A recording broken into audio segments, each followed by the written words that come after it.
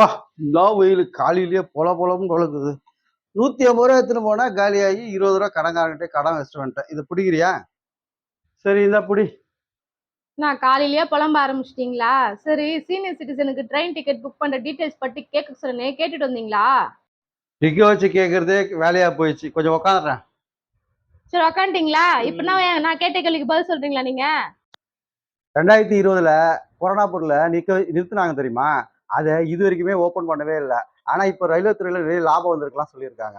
ஆனா இதனால மூத்த குடிமக்கள்லாம் எங்கனா ஒரு சுற்றுலா போவதோ, இல்ல கோயில் குளம்லாம் போறது, ஹாஸ்பிட்டல் போறது, இதனால அவங்களுக்கு ரொம்ப கஷ்டமா இருக்கு.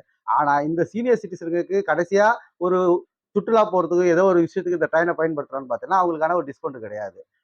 இது மத்திய அரசு இந்த சீனியர் சிட்டிசன் பண்ணக்கூடிய பெரிய அநீதியா பார்க்குறேன்மா. நீங்க சொன்ன மாரி சலுகை குடுத்திருந்தாங்கங்க. எப்படின்னா, 58 வயசு மேற்பட்ட பெண்களுக்கு 50% கட்டண சலுகையும், 60 வயசுக்கு மேற்பட்ட ஆண்களுக்கு 40% கட்டண சலுகையும் குடுத்திருந்தாங்க. இது இப்ப குடுக்கலங்க. 2009ல இருந்து குடுத்திருந்தாங்க.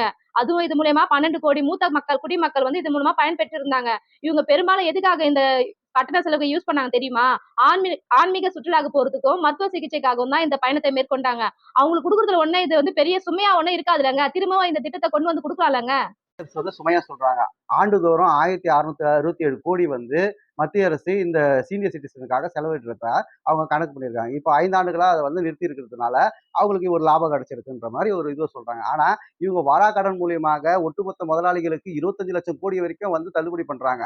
ஆனா, இந்த சீனியர் சிட்டிசன் இந்த ட்ரெயின்ல போறக்கூடிய 40% 50% டிஸ்கவுண்ட் குடுக்கறதுல தான் இந்த அரசாங்கம் நஷ்டத்துல போதா? வளர்ச்சி இல்லாத போயிடுதா? ஏன்னா, இத வந்து பரிசீலனை பண்ணணும். இந்த ஏழை எளிய மக்கள் இதெல்லாம் பயன்படுத்தக்கூடிய ஒரு விஷயமாக இத வந்து பார்க்கிறோம். மாநில அரசு கூட பஸ்ல எவ்வளவு செலவு குடுக்குறாங்க. ஆனா, மத்திய அரசு இத வந்து அநீதியா மக்களுக்கு பார்க்கக்கூடிய வேலையா இருக்கு. இத வந்து கட்டாயமாக திருப்பியும் இந்த சீனியர் சிட்டிசனுக்கான இந்த திட்டத்த அமுல்படுத்தியே ஆவணுன்றத மத்திய அரச நாங்க வலியுறுத்துறோம். இது ஏழை எளிய மக்களுக்கு பயனுள்ள திட்டம் இது. இத வந்து கட்டாயமாக மக்களுக்கு ரொம்ப இது பேருதவியா இருந்தது.